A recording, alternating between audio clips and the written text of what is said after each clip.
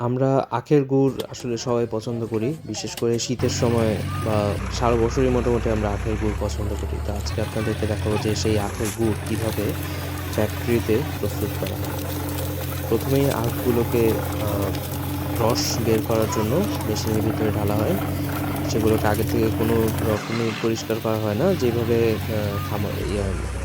জমিন থেকে উঠিয়ে আনা হয় সেভাবেই ওগুলোকে মেশিনের ভিতর দেওয়া হয় রস বের করার জন্য। এই যে দেখতে পাচ্ছেন রসটা প্রথমে যেহেতু ময়লা সহই দেওয়া হয়, তার জন্য ময়লাগুলোকে এই পাত্র থেকে আলাদা করা হচ্ছে। এই যে দেখতেই পাচ্ছেন কী পরিমাণ কালো ময়লা বের হচ্ছে।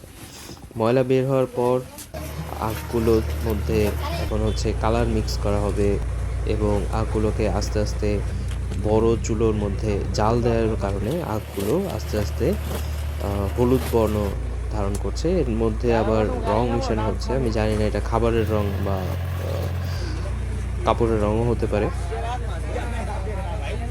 দেখতে পাচ্ছেন কিভাবে আখগুলোকে একটা পাত্র থেকে আরেকটা পাত্রে নেওয়া হচ্ছে। এটা আস্তে আস্তে যত বেশি জাল দেওয়া হয় তত বেশি ঘন হয় এবং এখন এই আখগুলোকে এখানে রাখা হচ্ছে ঠান্ডা করার জন্য।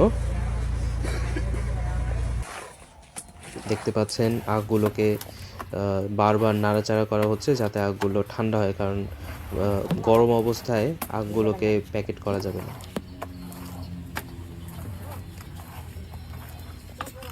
আখগুলোকে ঠান্ডা করা হচ্ছে এইভাবেই। যেই জায়গায় ঠান্ডা করা হয় সেখানে জুতো নিয়েই আসলে তারা দাঁড়ায়।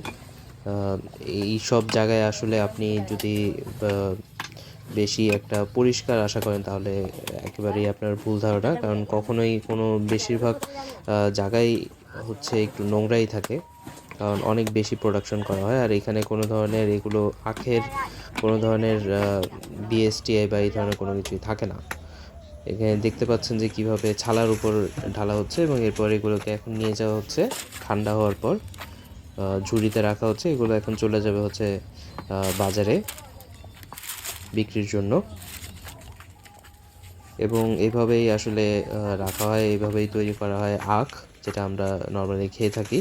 এবং আপনি যেখান থেকেই খান, যেভাবেই বলুক না কেন, কিন্তু আখ কিন্তু আসলে ফ্যাক্টরিগুলোতে বা কারখানাগুলোতে এইভাবেই তৈরি হয়। হয়তো এর চাইতে আরও ভালোভাবেও তৈরি হয়, কিন্তু নর্মালি এইভাবেই তৈরি হয়।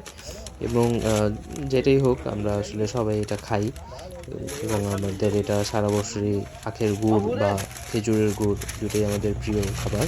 বিশেষ করে শীতের দিনে পিঠা বানানোর জন্য আমরা এটা খেয়ে থাকি। এখানে আখগুলো একেবারেই তৈরি, এখন এগুলো বাজারে